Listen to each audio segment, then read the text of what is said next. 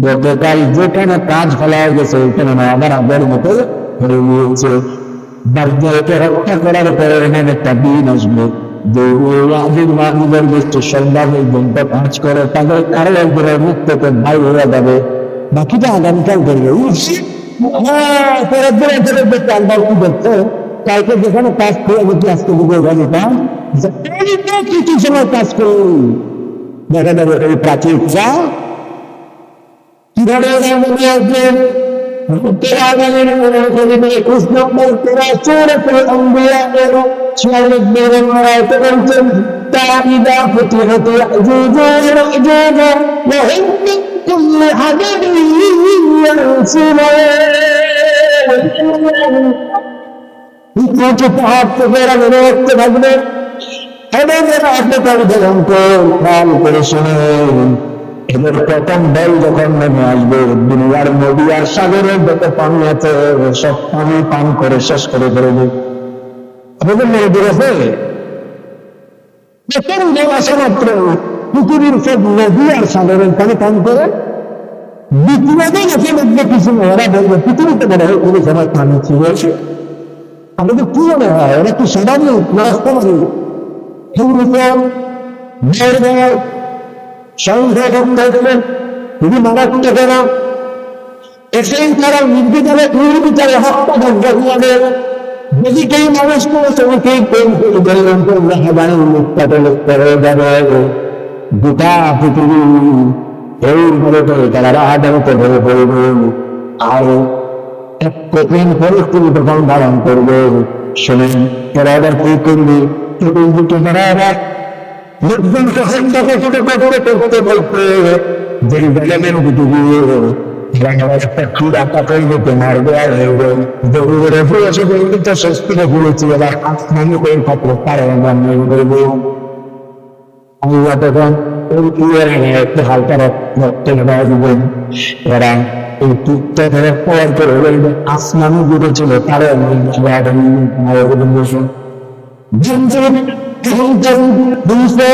বড় আজর এই ব্যাপারে তাদের কান্দের গোলা বর্বরতা ফেলাতে থাকবে এবং অন্যদিকে ভাঙবে এবং চোখের দিকে বেড়ে যাবে।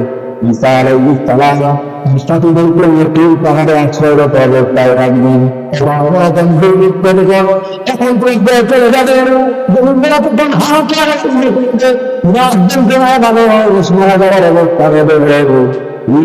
অবস্থা তখন তুমি আল্লাহর কাছে দোয়া করবেন আল্লাহ এই তখন পরিস্থিতিটা আমাদেরকে বুঝতে তুমি মোকাবেলা করতে না পারলে বলেন তো মহাসর্বশক্তিমান আল্লাহর কোন শক্তি আপনার সকল ক্ষমতা তার লোকে আমার দেশের মানটা বা আমাদের পৃথিবীতে মানটা কিছু চোর চাড়া দুর্নীতিরা বায়ুর সাথে থাকবে এরা মনে করে আমাদের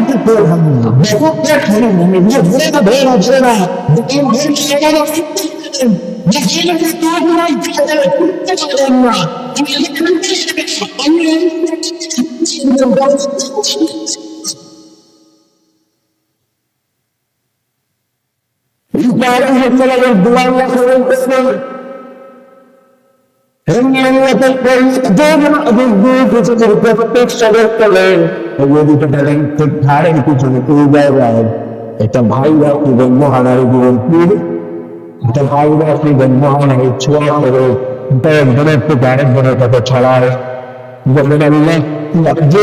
যে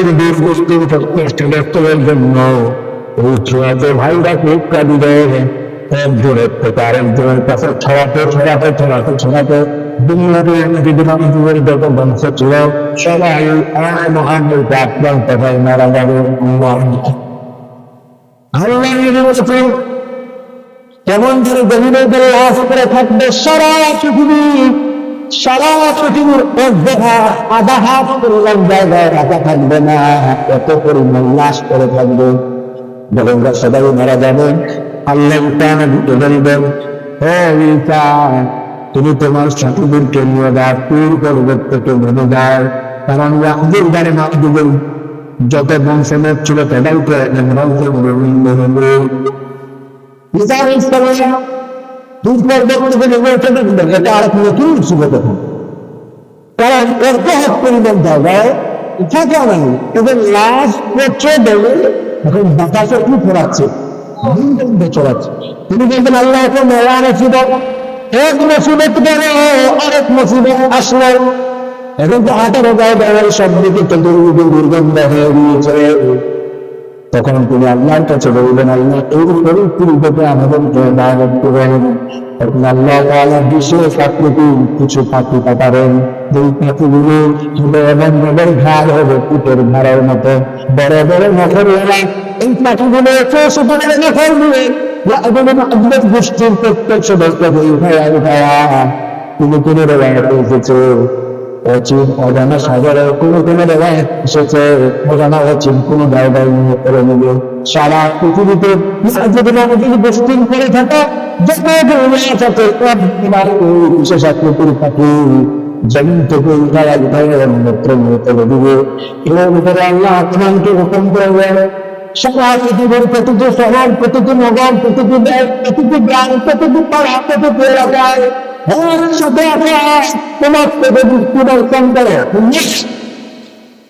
এবার সারা দুনিয়ায় একসাথে বৃষ্টির পানি পড়বে, আসমান থেকে ফেললে ভাবি একসাথে বৃষ্টি নাজিল হতে থাকবে। পৃথিবীতে একসাথে এত বেশি পরিমাণ বৃষ্টি হবে, ওই বৃষ্টির সমগলের ভূপৃষ্ঠ ভূমিতে কাঁচের মতো পরিষ্কার হয়ে এরপর আল্লাহ এই জমিনকে মাটিতে হুকুম করবেন যে তোমার পেটের ভেতরে সকল পূর্বে পাওয়া হয় ভগবান। তোমার আল্লাহ হুকুম করে জমিনটার পেটের ভেতর থেকে ফুল ফল এমন ভাবে উদ্বেলন করবে, এটা বরকতপূর্ণ থাকবে যে একটি ডালিম একদম মূল খাওয়া শেষ করতে পারবেন। জন্মের ফল বা পূজা দ্বারা একদম ছাড়ালা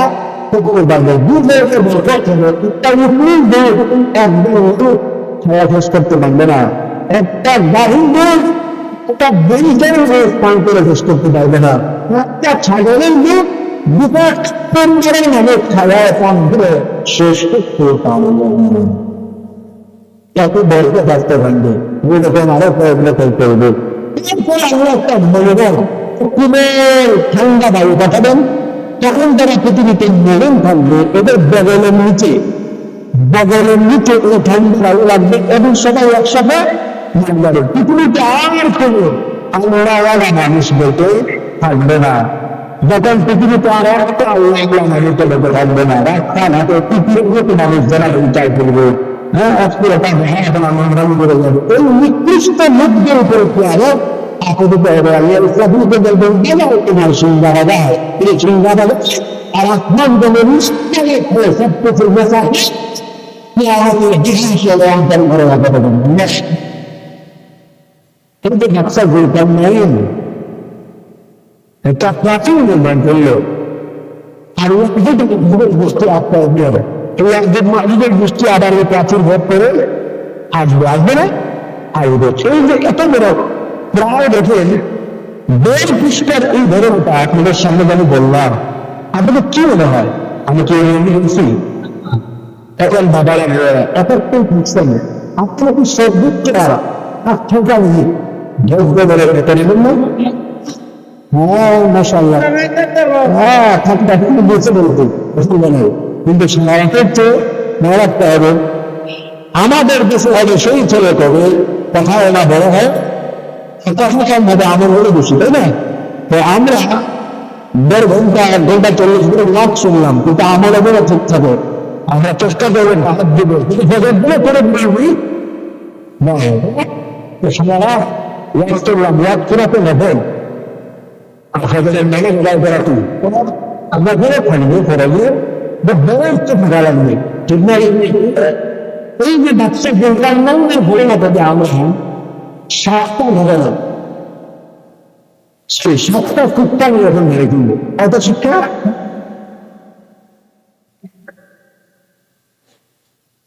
আল্লাহ তাআলা বলছেন যে ধূমপানকে আমি সারা দুনিয়ায় ক্ষমতা দিয়েছি আর ক্ষমতা পরিচালনার জন্য কিছু স্বাচ্ছন্দ্য লাগে।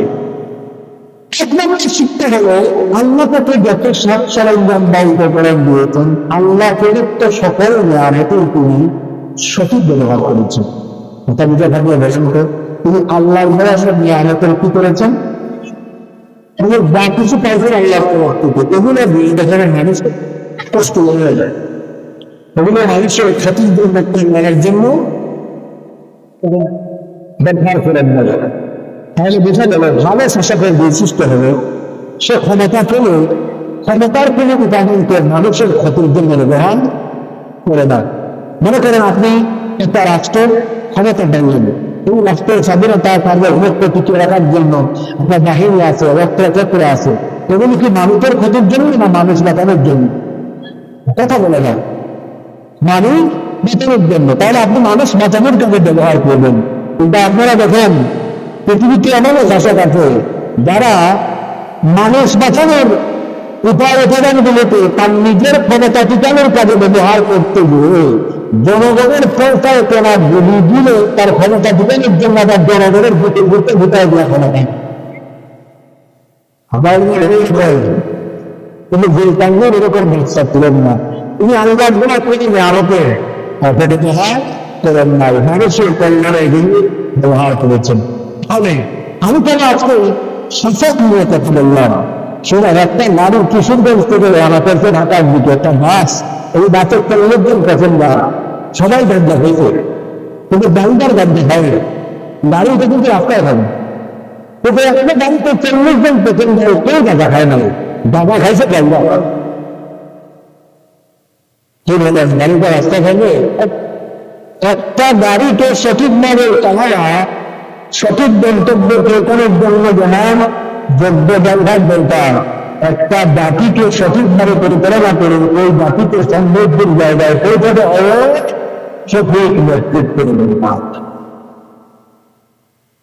ভটকা চৈতন্যের অনেক ব্যবসা করে আল্লাহ আমাদের সঠিক ব্যবহার করেছেন। আপনি সমাজে বেশি নেতা থামেন, আপনি আমারও লাগে গত 10 মিনিট আমি যত কথা বলছি না করতে আয়াত করছে শুনে ঠিক আছে দেখেছেন, কিন্তু ভিতরে নষ্ট গেছে কথাগুলো করছে ওরা না তুলে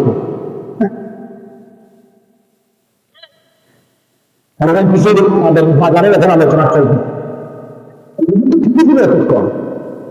আমরা আসলে যতক্ষণ নিজস্ব কথা বলি ততক্ষণ ঠিক থাকি, কিন্তু যখন এই কথাগুলো এরা মানুষকে আমরা সত্যের শিক্ষা দিতে চাই, তাই তো চলে নিচে বেলা হইবে। এই যে জুলকারনাইন যে ব্যবসার কাহিনী উল্লেখ করা হয়েছে, কেন?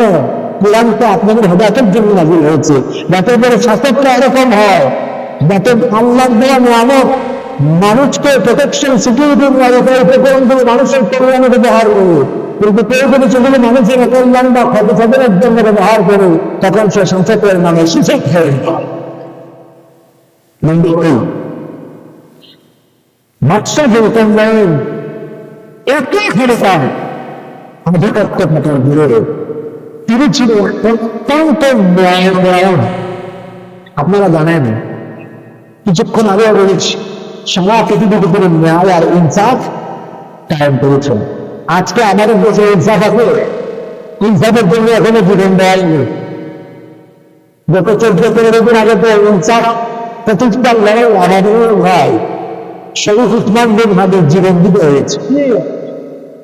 এক মহিলা, এক বেটি, আমরা সিলেটে দিনে দেখি, আপনারা কি বলেন? বেটি বলেন আপনারা। গতকাল বলছেন উসমান, আমার ভাই উসমান, শহীদ উসমানকে বলেছে কি গিরি একটা কথা বলেছে আপনার এই মহিলা আমার ভাই শরীফ উসমান হানিকে কেমন ভাবে তুচ্ছ তাচ্ছিল্য করেছে, গিরিকিক বলেছে, এবং তাকে তুচ্ছ তাচ্ছিল্য করে আরো কিছু কথা বলেছে। চিন্তা করে এখন তার রক্তের বান শুকায় নাই, এই মহিলা বলো কি? এই মহিলা আপনাদের চিনিবে 2 বছর আগে আপনি এবং আপনাদের